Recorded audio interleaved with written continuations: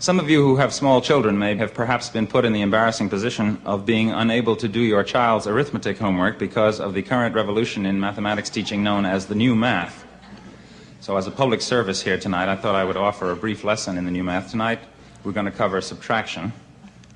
This is the first room I've worked for a while. It didn't have a blackboard, so we will have to make do with more primitive visual aids, as they say in the ed biz.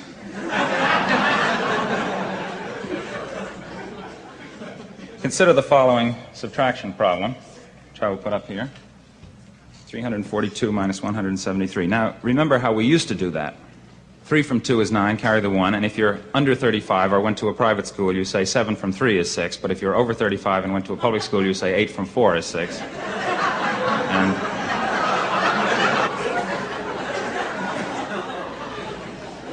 carry the 1, so we have 169. But in the new approach, as you know, the important thing is to understand what you're doing rather than to get the right answer.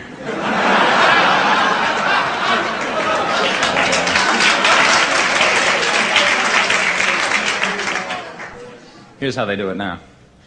You can't take 3 from 2. 2 is less than 3, so you look at the 4 in the tens place. Now that's really 4 tens, so you make it 3 tens, regroup, and you change a 10 to 10 ones, and you add them to the 2 and get 12, and you take away 3, that's 9. Is that clear?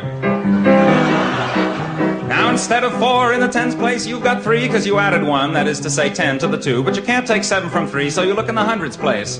From the 3 you then use 1 to make 10 ones, and you know why 4 plus minus 1 plus 10 is 14 minus 1, because addition is commutative, right? And so you got 13 tens, and you take away 7, and that leaves 5. Well, 6 actually, but the idea is the important thing. Now go back to the hundreds place. You're left with 2, and you take away 1 from 2, and that leaves... Everybody get 1? Not bad for the first day. Hooray for new math, new math. It won't do you a bit of good to review math. It's so simple, so very simple, that only a child can do it. Now that actually is not the answer that I had in mind, because the book that I got this problem out of wants you to do it in base 8. But don't panic. Base 8 is just like base 10, really, if you're missing 2 fingers.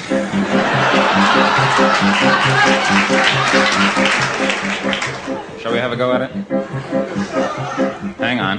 You can't take 3 from 2. 2 is less than 3, so you look at the 4 in the 8's place. Now that's really 4 8s, so you make it 3 8s, regroup, and you change an 8 to 8 ones, and you add to the 2, and you get 1 2 base 8, which is 10 base 10, and you take away 3, that's 7. Okay? Now instead of 4 in the 8's place, you've got 3 because you added 1, that is to say 8, to the 2, but you can't take 7 from 3, so you look at the 64s. 64. How did 64 get into it? I hear you cry. Well, 64 is 8 squared, don't you see? Well, you ask a silly question, you get a silly answer. From the 3, you then use 1 to make 8 ones. You add those ones to the 3, and you get 1 3 base 8, or in other words, in base 10 you have 11, and you take away 7, and 7 from 11 is 4. Now go back to the 64s. You're left with 2, and you take away 1 from 2, and that leaves... Now let's not always see the same hands.